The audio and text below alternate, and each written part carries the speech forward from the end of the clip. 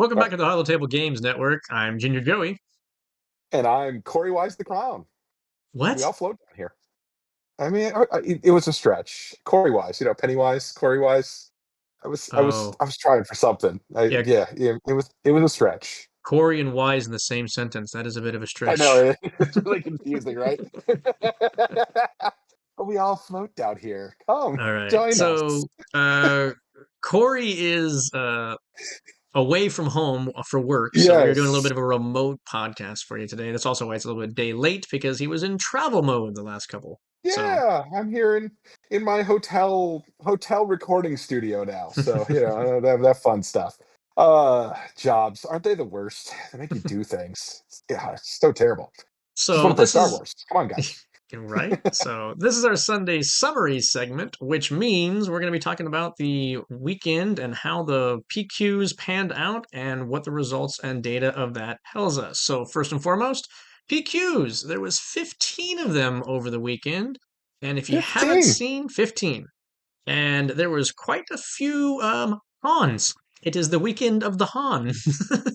You could say we're running solo this weekend. Oh, On solo. but there was 15. How can that be solo, sir? Yeah, it's I mean, again, it is what it is. This is what we're going to be seeing at least until this next set, which fortunately is not very far away. No. But yeah, that we knew this was coming. I mean, we foresaw this. This was not a surprise. As soon as Force Throw was banned, this was going to happen. We'll see how things go in the future, but yeah, this is how it's going to be next weekend as well. If you're again preparing for another planetary qualifier, be prepared to be playing Han. You will be playing Han. I promise you. Whether you're playing as him or against him, Yeah, Han will yeah. be there. One way or the other, you will be playing Han. So I was pleased to see that of the 15, we had three planetary qualifiers topping 100 player count at the tournaments. Yeah. Always a good thing to see, including one of them in our backyard, Bellevue, Washington. I think that was at Mock's boarding house, Hmm. and buddy Zach Snowden, who has won previously, he took that Yep. one down. So good to see that he got there. That means he's secured his spot and doesn't have to grind the points anymore. So good job on that, Hmm. Zach. So yeah, it was great to see lots of big turnouts for that. As you can see, several of these were streamed, so you can probably check out their VODs and get little insights on what happened with those. I saw a couple matches, not very many of them, as I had a busy weekend myself. So, but yes, Han 2, both in green and blue. Han 1's Hmm. all over the place in green. And then after that, which I can show you by this website, it was 50% of the winners were Han, and the other half of them, nothing but like blue green control type decks, except for this Bosk, which is probably a Bosk blue up in here. But still, major control in that regard. Well, technically, Palp is a blue yellow. Although, did he win this weekend at all? I did not see. Doesn't look like it. Nope. No, no wins this weekend. All And right. Palp Yeah. would be green yellow. Or green yellow. Sorry. What did I say? Blue yellow? You did Yeah, I indeed. meant green yellow. Yeah. So yeah, no Palp Yellows took anything down, which again, after sectors, I would have thought that that deck would have popped up a lot more. So you have top eights. So beyond just the champions, top eights, you're still looking at a 30% on meta at this point in time, and a smattering of other things coming in. Again, Emperor Palpatine's down here with only two decks in the top eight out of all of the PQs over this weekend. So Yeah. kind of just interesting. I mean, it shows you that it not only takes the right deck, it takes the right pilot to the deck. And a dash of luck involved. I mean, if you Yep. watched any of the matches, I mean, I think even Bobby Sapphire will tell you that there was a couple things that he just got real lucky and real fortunate on the draws that he had at the times that he had them kind of thing. And it panned out. So Yeah. that stuff happens and it's gonna always happen. So Yep. I think that's the big thing. Well, especially I think part of the reason you're not seeing as many Palp yellows also is because that's a tough deck to pilot and pilot well. It's very easy to make play mistakes with that deck. Like that's a big challenge on the deck. You need to really practice it a lot. and you really have to play well. And it's long matches all day, playing very well. So that's not an easy one to win with. So I'm not overly surprised that we're not seeing huge amounts of it, just because of the challenge that that deck brings. Yep. And as we see from bases here, we have Data Vault taking in probably about 20% of the share of all the decks played over the last weekend. Hmm. So that's definitely not enough that I think they're going to really be concerned with that deck or that base as far as like oh, this needs to be suspended or anything else like that. Because you have plenty of other things that are competing with it. It's just something to be aware of that the likelihood that you're going to have to run up against a Data Vault deck is pretty high right now. So make sure you can get there if you're trying to play an aggro deck. So, Yep. yep. So that is the nutshell of what. Oh, why it did it again? It did. I wonder how long you've been You broke it. It's absent. fine. No, It's no, fine. we're good. Picture's back. But now, since I had the Woo! website up in front of me, I don't know how long you weren't there. We'll have to find that It's out.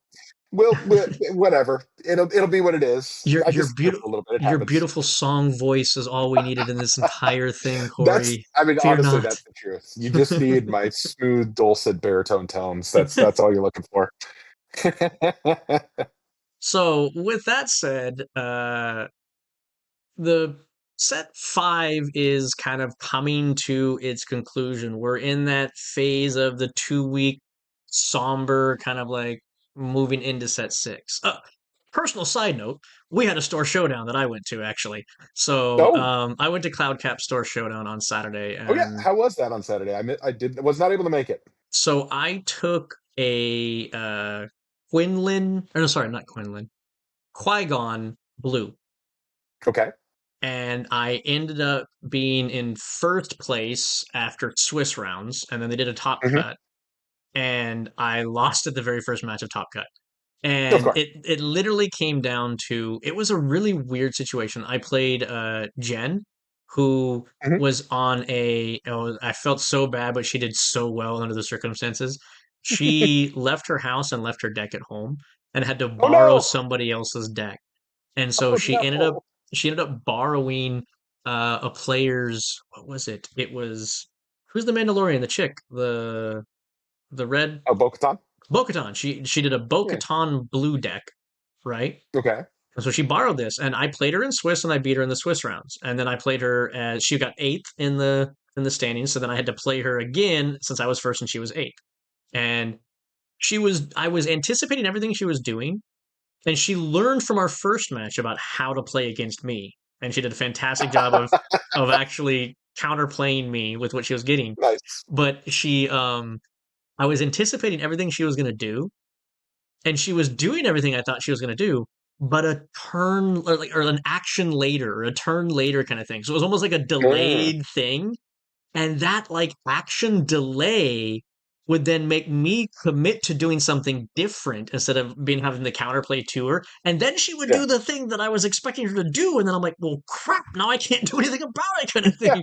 And so she must have done that to me like 3 or 4 times, and then she just between that and just she got the card draw, and I was like, wow, okay, well, you win, you get there. And it was Yeah. fantastic to see because she hits the top four with a borrowed deck on the day of. That's It was great. Yeah. great. So that said, though, the Never underestimate Jen. Jen is a right. very good player. Oh yeah, oh yeah. Yes, Um, she plays the jankiest of crazy decks, but I honestly don't think that that is that janky or that crazy of a deck. I think it just doesn't oh, get a that lot one of isn't. But I'm sure what she was play. going to bring probably was. Oh, I'm oh, sure she what had did she something say it insane, was? like a Nala say blue or something like No, she told me that. what it I was, know and I Jen. can't remember what it was now. It was a female leader because she's all about the female leaders. Yes. It was who the heck was it? I don't remember. I'm not gonna rack my brain Yeah. on it. But Anyway, yeah. it was well played. But the Qui-Gon Blue deck, which was a bit of a net deck of Theobalds from the Baddest Batch, Hmm. and I made some small tweaks to it. The biggest one, which actually ended up winning me a game against a Kira ECL deck. That game was against Billy. Holy crap, Okay. dude! First game took us 45 minutes or something like that Oh wow, because Jesus. we just were grinding it out. He almost decked himself. He had like 4 cards left in his deck at that point in time. We were just going slugfesting it back and Jeez. forth. the sickest and grossest thing I did with him, and this is what I think made me win the game, which was my little spice and tweak, is I put two tranquilities on my main board. And Mm. it's not something that Theobald had in his, but it's when I can Tranquility and bring back a Anakin out of my discard pile and then use Qui-Gon to bounce the Tranquility back to my hand to immediately play the Anakin onto the board, giving something -6, Yeah. -6. And then, oh, you killed the Anakin? Great. I'll just Tranquility and bring him right back to my hand again. And if for the long term game, I was able to do the Tranquility into Tranquility, Tranquility into Tranquility. And it's like, and then I'm bouncing the tranquility back to my hand and playing something else. So it's like I'm constantly having that cycle going, and you can't break it. So I have a big threat unit every single time, and there's no way around it. Yeah. And he wasn't expecting that in my main board, and I think that's what won me that game. But the grossest thing that I did was I redemptioned, bounced the redemption back to my hand to play a tranquility to then bring Anakin from the discard pile back to my hand. I mean, Gross. Very that gross. Yes. cycle once I get there is disgusting. So, Yeah.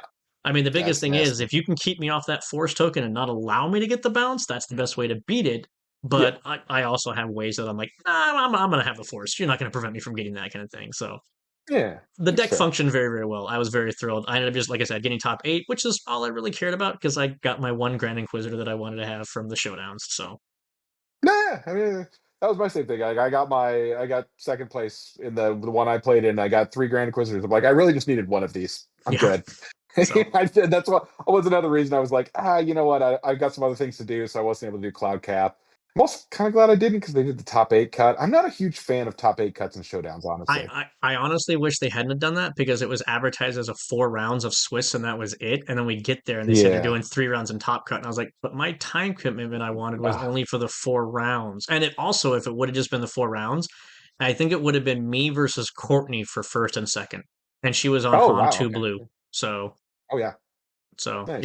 it would have been a Yeah. good matchup, but Yeah. I don't feel like a top cut is that necessary for showdowns.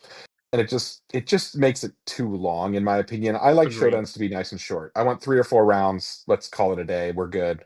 Just have Yep. some fun, play some They, games, maybe get a card or two. That Showdowns are meant to be the more casual introduction to the competitive format, and I do believe that that should be the way that they're done. Is no top cuts in yeah. showdowns. I don't think that that's the way to go about doing that. So whatever. That said, I really want a trilogy showdown this next set. I'm bugging every local store, being like, "Can we get a Uh, trilogy showdown, please? you didn't Let's see do the that." announcement then, did you? I did. Well, I know we're doing trilogy next Thursday night, or Thursday night, this Thursday night at Red Castle. Yes, because Courtney arranged that. Yeah, come join us.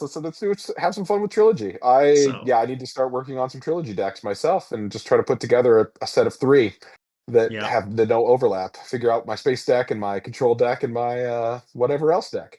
So a buddy of ours, Dan, and I did a set six trilogy match that you'll be able Uh to huh. see on Thursday, and so I was able to like throw some of those together, which was a lot of fun as well. So I skirted it by Exciting. doing a mono green, a mono yellow, and a blue red, so I didn't have any chance of any crossover whatsoever. That's just laziness, in my opinion. No, it That's was just proper laziness. deck building.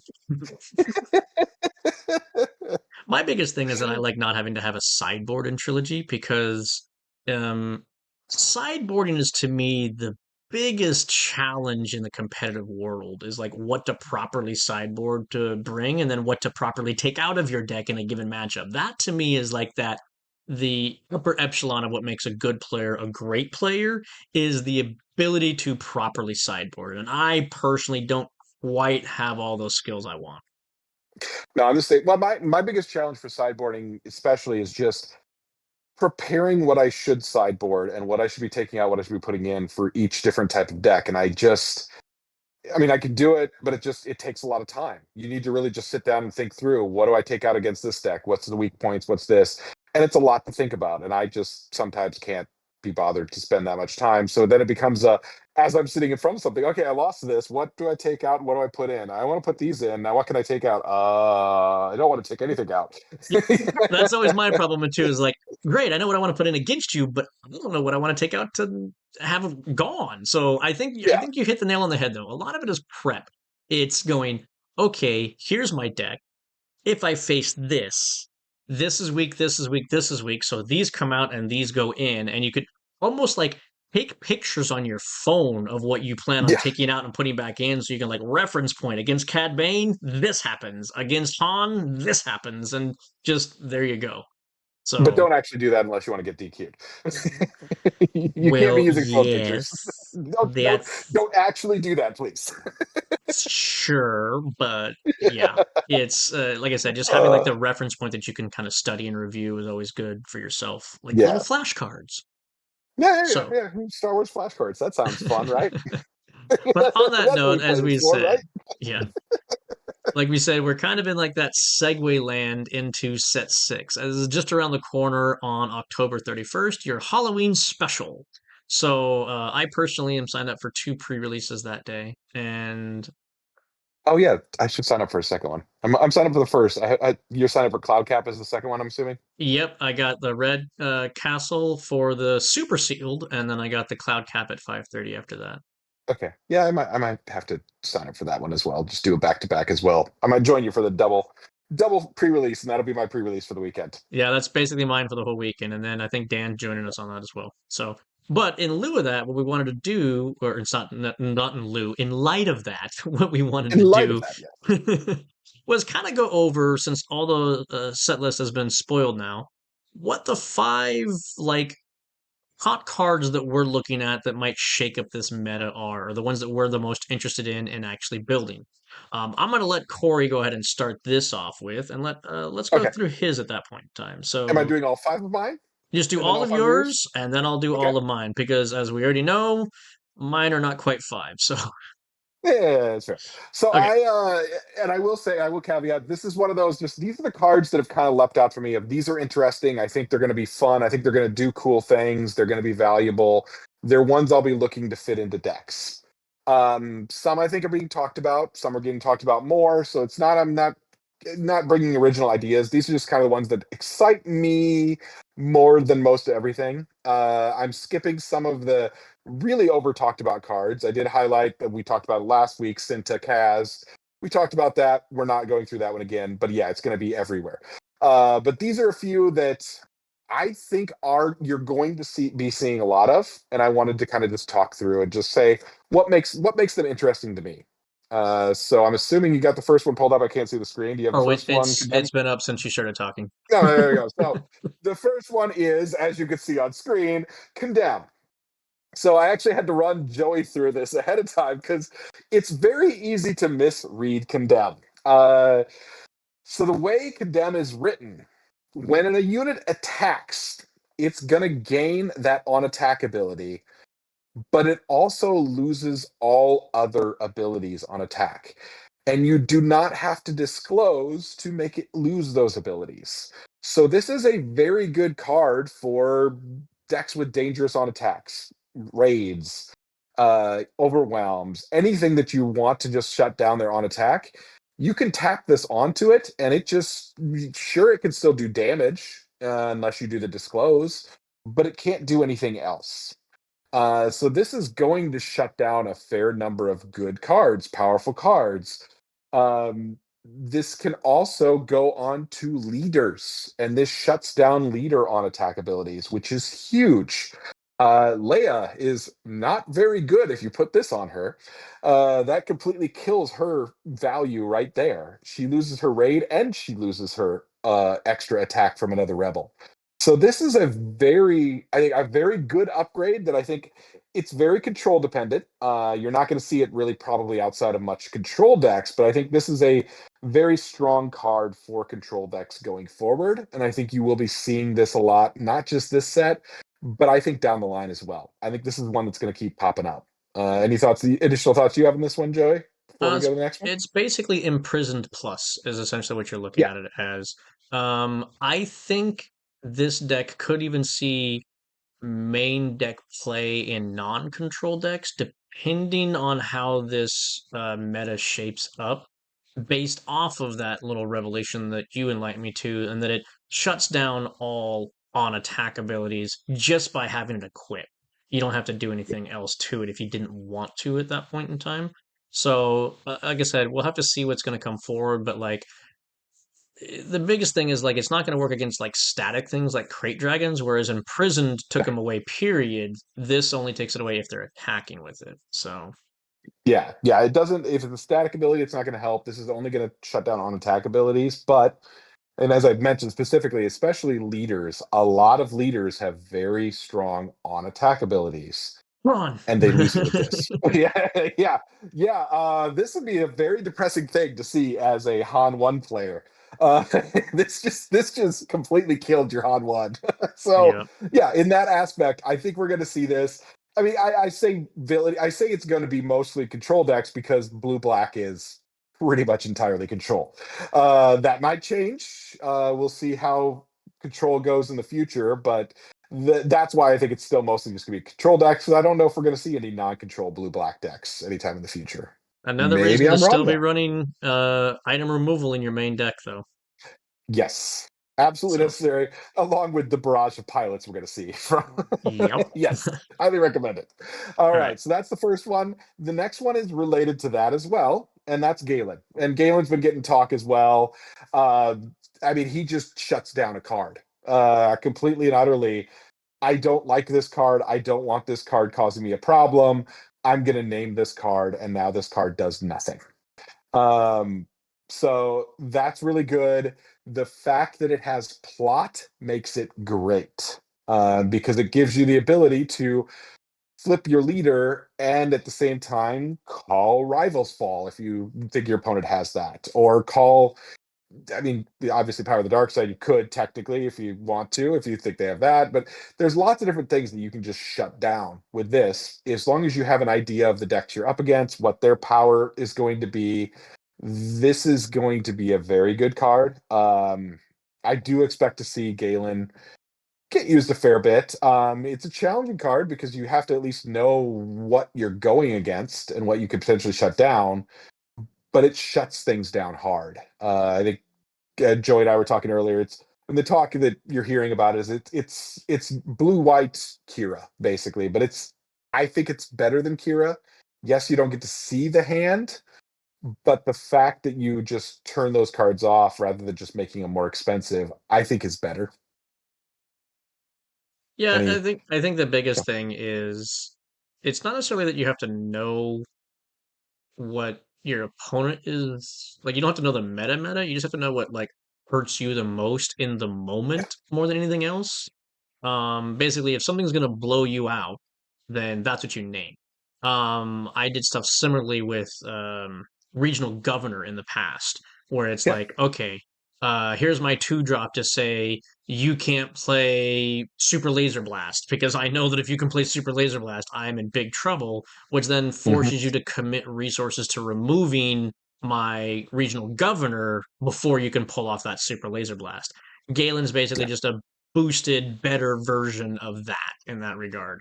And by like tenfold better. But yes, yeah, that's way better. Yeah.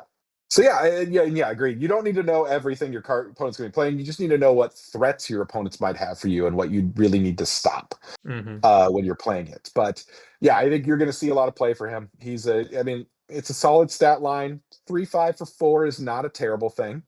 But with the added bonus of the plot and the when played ability, that makes it well worth the 4 costs. So yeah, I expect we'll be seeing some Galen in the future, and I'm looking forward to it. All right. The next one Yep. Go ahead. is my good buddy, the Gonk Power Droid. I do love this guy. Look at how cute he is. He's just adorable. Um, I mean, it's a ramp card, and it's a good ramp card. I think it's one of the better 2 drops in green right now. Just flat out drop a 1/3 turn one, swing with him next turn. You can drop a 4 drop, or you can drop 2 drops if you wanted. Like it's very good early on. It continues to be very good even later. It's not as strong, obviously, as General's Blade or Jedi Counselor. Those are 2 costs or 2 reductions, but this is a lot easier to pull off. Just getting him out there and swinging, and he's going to start giving you discounts right away. So he has a lot of strong potential. Don't need to spend a ton of time on him. Just that I think he's very good. I think you're going to see him in most green decks. He is worth running. just to get that discount and just start dropping those 4 or 5 drops a turn early is huge at times. So yeah, if you can gonk turn one, drop a Galen turn two or something like that, like it could be pretty good. So yeah, I think he's a strong card that is not overstated, is not overpowered. I think it's right at the right level, but it's good enough that I think it's going to be worth playing. Joey, Yep. any additional thoughts I'm from you? I'm still waffling on this one. Its ramp is always good. I compare it to the what's the Rebel one that's the 1-2 for one that you can Uh, exhaust it the Yeah, the one you as can an exhaust is action and it reduces something by one. That Alliance doesn't Dispatcher. sorry? Alliance Dispatcher. There you go. So the Alliance Yep. Dispatcher. So that one doesn't require you to attack. And see, that's where I Hmm. feel like this might not see some play because the benefit of its stat line by being a 1-3 is that it's not going to die to things that can just do 2 damage, which there's going to be a lot more of them, especially with like Daedra Leader and stuff like that. Yep. Where it used to be like you'd be worried about getting pinged in Tarkin Town. Now you can get like 2 damage done to you, and you can almost just get like your beginning drops obliterated if they have only 2 health. So the 1-3 Hmm. stat line helps survive at least that first turn, but I feel like if nothing else, it acts as like a pseudo taunt because they're gonna Yeah. want to take this Gonk Droid out so that you can't ramp, but it also makes it to where then your first turn was like a moot point at that. So I don't know. The fact that it requires the on attack still has me waffling on whether or not this is going to be great. The fact that it's neutral green is the benefit to me. Yeah. No, I think you've got a good case there. Yeah, I think that's true. But I always make a case for I see the value in having lightning rods. I like to bring a lightning rod into play just to say you need to deal with this now, and now I can do other things while you're dealing with this at this point. So I think there's value in that.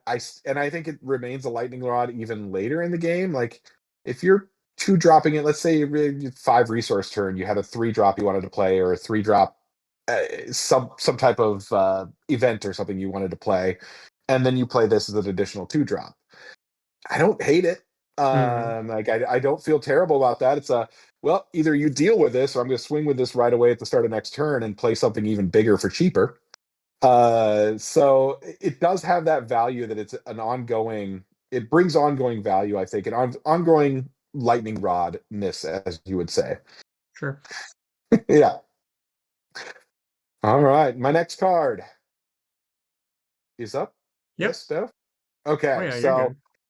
I think I mentioned this before. Kazuda is a very good card. I love the stat line. Being able to swing as a 4/6 at a 4 cost card is fantastic. Then on top of that, you get that added +2 if you have fewer resources. I mean, obviously this is an aggro card, but I'm already looking at for my Poe decks, for my Kaz decks. Can I fit this in there? Because this is going to be a very good card. The fact that you can get that out there and you're going to probably stop resourcing in the next turn or two, so you're going to get that additional +2 pretty quickly, and then you're swinging for 6 as a 6/6 for a 4 drop. So I think this is a very powerful card that I foresee seeing a lot of play in aggro decks. Well, obviously, has to be red heroism aggro decks, but any red heroism aggro decks, I think this is going to be a staple. I think it replaces Poe. It's not as good as Poe. I'm not even going to say that. We know Poe is very strong, but I don't hate this as a replacement for Poe. The power level needed to come down a bit. That card was overpowered. I still think this is going to be very powerful, and it's one cheaper too. So I'm excited about this one. I think this is going to be a good one going forward. Um, I hate to say this, but I actually kind of like this in a Han too, because then it's Oh a yeah. 3 drop for a 2/4 that swings potentially as a 6/4 on a 3 resource. I mean, I doubt you're gonna stop at 3 resources, but it's just one of those things of like I think it has the potential. The resistance tag with the BB-88 for Hmm. potential readying and then reswing. And there is another ship that a lot of people have forgotten about that is a 4 drop 3/4 ship with gets +2 attack when attacking if your opponent has more resources than you and it has Saboteur. You combine Mhm. those two together in like this short resource kind of a deck, and I think that that is going to pay dividends. The other thing to consider is running this in a whatchamacallem deck, a Lando Calrissian deck, Yeah. because Lando then potentially is blowing up his own resources to then put you into that shortened position. So you get there to put it into play, then you can short your resources to then activate them and then run in for harder damage at that point in time. 100%. Yeah, I think you're going to see Kaz getting a lot of play in the future. As I said, I just took one look and I'm like, that's a good card. I love just the stat line alone at a 4 cost. Fantastic. 6 health is hard to deal with, and probably going to be even harder to deal with in the future, especially at that 4 health side. Yeah, I very happy when I saw this one, and I'm excited to. I mean, he's immediately going into that Poe deck for sure. We're going to find room for him. All right, last card. Last card I've got is this one. I think you've probably seen talked about. This is a powerhouse of a card. Darth Treya is going to break things. There's already infinites that are popping up, things like that. That ability of being able to re-ready your leader is very, very, very powerful. And it's going to continue being very powerful because a lot of leaders have you have to tap this to do the ability thing. This lets you do it twice in a round. Do you want to play 2 units for cheap from Han? Sure, let's do that. Here's your Han 2, play 2 units. Do you want to put down 2 cards with Han 1? Well, sure, let's do that. There's a lot of power in this. There's a Bad lot of things that examples. it could do. What? Those are Oh heroic yeah, leaders. Bad the ability examples. card. Yeah, yeah. That is a very bad example for me. Yeah, thank you. Do you want to flip you want to flip Palpatine a second time? There we go. There's a good example right there. Oh, Chancellor Yeah, Palpatine, Chancellor not Palpatine. Yeah, Emperor Palpatine. you want to get a double flip in a round for Chancellor Palpatine? Here you go. Here's a chance for that. There's somebody that's actually ability. But yeah, I foresee Uh, this one getting a fair amount of play and continuing for the entire rotation because you're going to have here are leaders that have very strong abilities that are a tap to do this. The fact that this is going to let you be able to do that twice in a round potentially is going to be good. Like this is one of those I'm confident on. This is the one I'm absolutely 100% confident on. This is a strong card that is going to stay strong for the entirety of its eligibility. What am I trying for? Life, Its entire lifespan legality, within standard uh or premiere. premiere. Yeah. Magic, you know what I meant. But yes. Yeah, this one the second I saw it, I was excited. I was like, "Yep, that's gonna be great. I want to build around that and try to make silly things out of it." Well, I've already got my Grand Inquisitor Infinite combo deck for it. So, Yes. being a Yep. combo player, this is my number one legendary that I have to pick up just because I want to have access to trying to pull it off. I don't think it's necessarily like the end all be all thing, but it's the threat that it exists that you then have to play around while I'm doing all these other things to you anyway. Oh, by the way, here's this last coup de grace for you at that point. Yeah. That's just something that I like to see, but I don't think combos are still going to be working, and we'll get into why when I go through my cards. But Yep. I do think I agree that the potential this card holds for future is way too wide open because you're then going to be Yes. double checking every single leader out there. Does Darth Treya work for this? Can I get double value out of this? What does this look like with double value? And I think for the life of this card in Premiere, you will always be back referencing to see how broken does this leader become with Darth Treya. Yep. Yeah, that was exactly my thought process. Like this card could break many leaders in the future. And I mean, we've seen Fantasy Flight isn't always the best in their testing on catching things that get broken. Until it gets So suspended, and then it doesn't break until it anybody ends up anymore. getting suspended far later than it should have. but yes.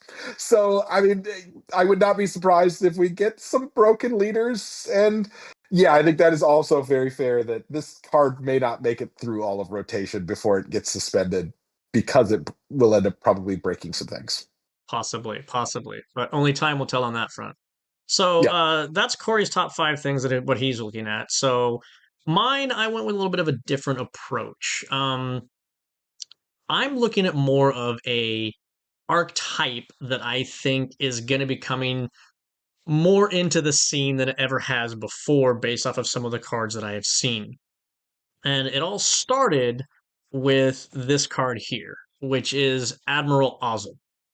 And as soon as I saw this from the introductory set in Hoth, my immediate inclination was Thrawn 4, like I'm sure everybody else's was. And the lines that I could see playing out from that then were just ridiculous. And then as the set six set got spoiled more and more, and I'm just going to put this into like a playthrough. So my thing is more seven cards that I feel are going to be an impact in some way, shape, or form. And they open the door to a lot more decks being viable for this deck type, which is hand destruction in general, because not only Admiral Ozzel, but then you have Pursue the Lead, which is a neutral red card. Charged with Espionage, a neutral yellow card. Duchess Investigators, a neutral yellow card. Gorindin is Bazine on crack. And Luthen's Hallcraft could even go into a Thrawn 4 to make your opponent discard four cards in one turn if they have that disclosed. I mean, you could even build a Admiral Thrawn 1 mono yellow with Gorindin, Bazines, the espionage, the you got all the hand destruction. You get to see what's going into their hand at that point in time. And I just feel like a lot of this kind of stuff is going to start coming into. I mean, look at Sabe, the new leader as well. He's all about messing with the deck and the hand as well. So I mean, not including because we're not doing leaders, but if you threw her into the mix, that's another big nod towards a hand destruction archetype really coming into fruition. The thing that has always been holding back hand destruction has always been the fact that you get to draw two cards instead of just one, like most other games. So you're able to thwart that hand destruction where you're going to have something to do. With the abundance of hand destruction cards that are going to exist with this latest set, I think it's going to be one of those you're going to have no hand and be top decking. And if you don't make a play immediately with whatever was in your hand, you're going to lose that card. It's almost like a guaranteed at that point in time. So I really see this archetype getting a lot of steam because it used to just be a couple decks that could try to pull it off. I see multiple leaders able to even dip into this at this point in time. So I think you're going to see the rise of hand destruction decks in whatever shape or form that you can. Yeah, I think you're right, even though I really, really hate it a lot. That's Uh, you know my feelings on hand destructed decks. I how despise most them. people They're feel. right up there with meal decks for me. Yeah. They're not fun. They're not fun at all. To play against in the least. And that's, I mean, honestly, that's a concern. I mean, I had the same concern. Like the second I saw Oslo, I'm like, oh God, oh, Thrawn 4 is going to be so disgusting next set. And we know that. I mean, it's a guarantee. Like, I mean, if you're even starting to build for next set, you need to figure out how you're going to deal with Thrawn 4s because they're going to be everywhere. Yeah. Um, which is a problem. And I'm not loving that, but we'll see how it plays out. I mean, the hope is always that counterplays come out to make it so it just can't rise up high enough, but we'll see. But yeah, I agree. I think there's a lot of good hand destruction, and that could definitely sour this next set for me. We'll see how it plays out. But that I could see myself pretty quickly deciding I just don't feel like doing any PQs that aren't here in Portland. And even then, I might not do all of them just because I don't want to deal with playing these decks. Well, that's just quitting. You got to figure out how to get around this, sir. It's Yeah, just I'll a come meta up with like that. any other meta. You just have to figure out how to like resolve the meta. Yeah, come back when the meta's better is my plan. I do think though that there is a direct counter already kind of in this set to the hand destruction, which is the other thing that I think you're going to see an abundance of in decks that we haven't seen prior to this set, which is a go wide. I think this is the first set that has got enough units Yeah, that bring other units with them when they come into play that you can then see this go wide strategy. So, and I think that that will be the counter strategy to a hand destruction because if I'm only going to let you play one card, but that card brings two friends with it every single time you play it, I can't keep up because half of my resources yeah, will be spent just getting rid of your hand, and then the other half have to come up with a unit that is sticky enough to deal with whatever the heck you put into play. That has always been the crux of hand destruction decks is that they don't have the board presence required usually to maintain. So yeah, again, I think that the set already has a built-in counter. I'm just predicting that we will be seeing hand destruction decks in multi different leader forms, whereas before it was only a like one that really pulled it off kind of thing. I think there's four or five viable options going forward. yeah. And yeah, I think you're right on that. And I mean, that's the other thing is like I probably won't quit right away. I mean, my immediate answer for hand destruction being all over the place is well, screw it. I'm just playing Kazuda then. I don't care. Sure. I'm resourcing up to 4 and I'm done. Like Yeah. I'll just take my 2 cards and I'm just gonna dump everything out in front of you, and then I'm just gonna take 2 cards every turn, and I don't need another resource. Exactly, and that's another great plan as well, is that you don't have to resource every single turn. So if you can build a deck that can stay that low to the ground and be efficient, that's another Yeah, great strategy against this deck type.